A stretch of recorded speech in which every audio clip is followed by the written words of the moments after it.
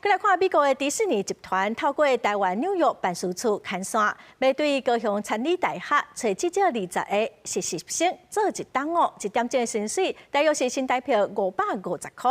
这嘛是迪士尼头一摆来台湾找人，2天的说明会都有超过300学生去报名。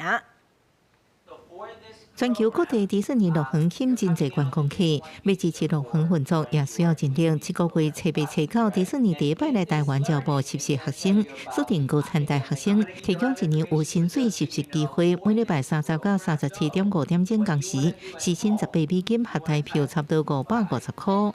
从小也很喜欢迪士尼，看迪士尼看很久，那我也是对于这个部分非常感兴趣，然后也很希望能够入选。给自己设一个坎，就说，我感觉自己办不太到，但就是自己一定要做心理建设，就说告诉自己我一定能跨越这个坎。实习时间1年，有人会争取入选，搁拍算 MB。 Our latest key, which is inclusion, it supercharges all of our keys. So we have a big diversity and inclusion team, and they help kind of teach different students how different cultures do different things. 迪士尼过去招募大部分是美国境内或是提供予中国、韩国留学生为主，受限川普政府所按外籍留学生政策甲签证问题，转向台湾找找人才。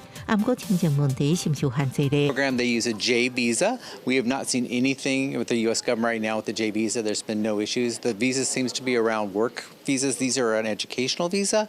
So right now we've seen no issues at all with the visa. 今年有日本文创业者来台找人才，学者认为国际人才锁定当算是普遍的现象。这是一个跨国人才的移动，多元文化的现象出现，就是说他们希望能够有一些多元人才到他们公司里面去。学者提醒海外找头路上重要是有权能力，也确保公司能信任。业界有名跨国集团的海外实习或者是工作经验，确实能伫求职过程加分不少。记者综合报道。